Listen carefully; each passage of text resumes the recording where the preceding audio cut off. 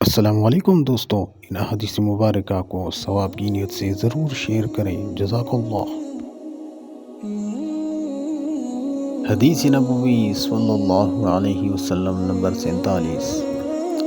हज़रत मुआज़ बिन जबल रज़ियल्लाहु तआला अन्हु बयान करते हैं, मैंने रसूलुल्लाह सल्लल्लाहु अलैहि वसल्लम को फरमाते हुए सुना, जो शख्स इस हालत में अल्लाह से मुलाकात करे कि वो उसके साथ किसी को शरीक ना ठहराता हो, पाँच छः नमाज़ें पढ़ता हो और रमज़ान के रोज़े रखता हो, तो उसे बख्श दिया जाएगा।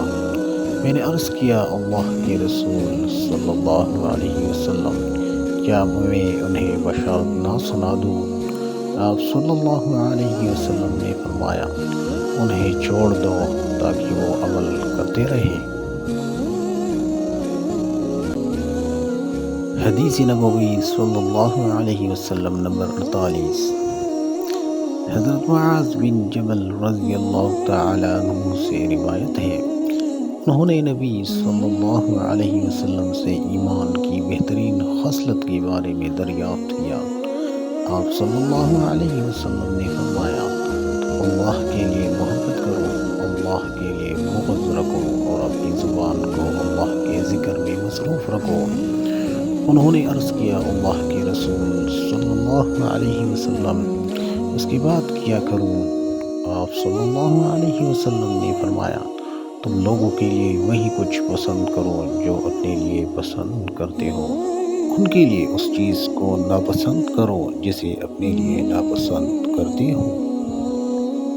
सदक़ल्लाहुल अज़ीम।